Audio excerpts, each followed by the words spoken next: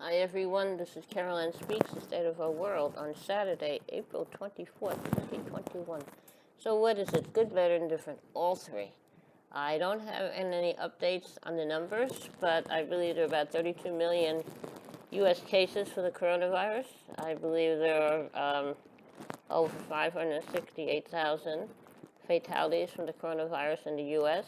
Worldwide, there are over 3 million fatalities from the coronavirus. Very sad, all because people did not pay attention, do what they were supposed to do, and poor leaders around the world, including the United States, Trumpy, Bolsonaro in Brazil, the Philippines, the British, Johnson, Boris Johnson,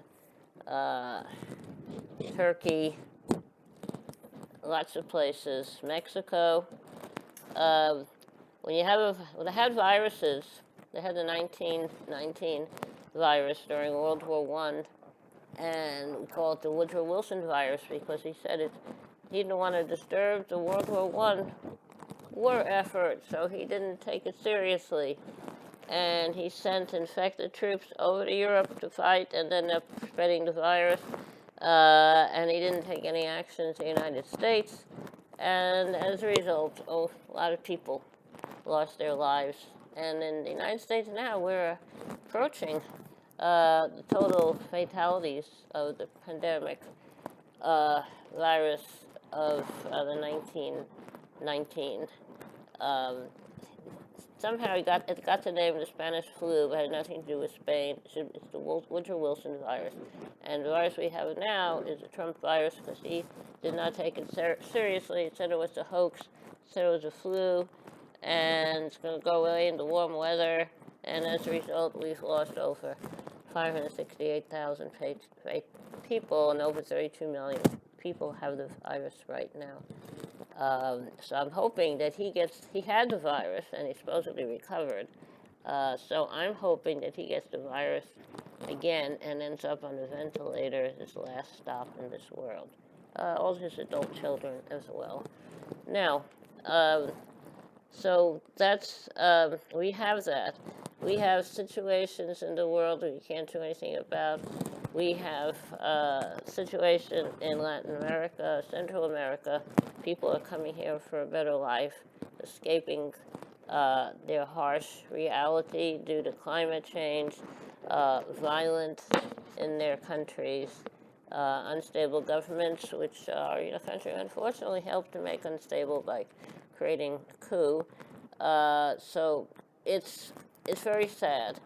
And in our country, people are not paying attention. They don't want to wear a mask, practice social distancing, only go out when they have to, and only socialize with those in their immediate household. So as a result, the virus keeps spreading, and then we have people are going out and doing things they shouldn't be doing.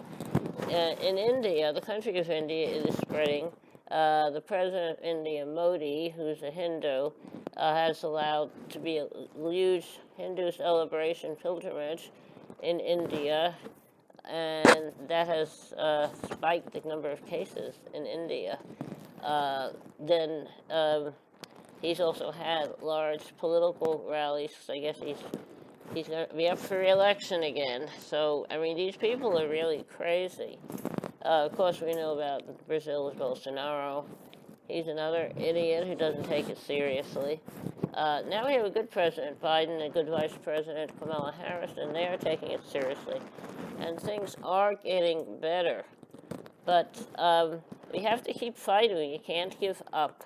You have to wear a mask. You have to practice social distancing. You really have to obey these guidelines, otherwise it'll be with us forever. And there's mask inequity in the getting personal protective equipment and vaccines to fight the virus. Our country will have enough vaccines, but a lot of countries around the world that won't have any. We have to get rid of the patent rights that pharmaceuticals have on the vaccines. The pharmaceutical companies did not pay for anything. They were given money by the U.S. and other countries to create vaccines, do the research, etc., And why in the heck should they be getting a patent? Why should they be getting protections and be able to monopolize the use of the vaccine they created? The vaccines should be available to everyone. Every country should be able to manufacture the vaccines for their people, but that's not happening. Patent rights should not apply to life-saving vaccines, drugs. Okay, that's my soapbox for today. Now, one thing that stands out that happened in the world, President Biden recognizes the mass killing of Armenians a century ago as a genocide. The Armenia was part of the Ottoman Empire, and 100 years ago, that's when World War I was fought and the Ottoman Empire was defeated. The Ottoman Empire killed many, many Armenians. And up until now, they were able to say, oh, this is Turkey now. Turkey wasn't in existence then. We didn't have anything to do with what happened in Armenia, what the Ottoman Empire did, but that's all baloney. The Turks are responsible, and it is a genocide. Only 2 other countries have refused to call what Turkey did what the Ottoman Empire did in Armenia as genocide. Those 2 countries are Israel and the United Kingdom, because the United Kingdom, they had colonies all over the world. They killed a lot of people with their policies, their apartheid policies, and all kinds of stuff. So they're not going to recognize that as a genocide, because they've done the same thing on a smaller scale. And Israel is not going to recognize what happened to the Armenians as a genocide, because Israel has been trying to wipe out the Palestinians since the State of Israel was created. So anyway, I think that's a big step. The mass killing of Armenians a century ago was a genocide, and Turkey has to pay, as is Israel and the United Kingdom. All right, now, how about a little music? See, the song I like to sing today is If I Had a Hammer.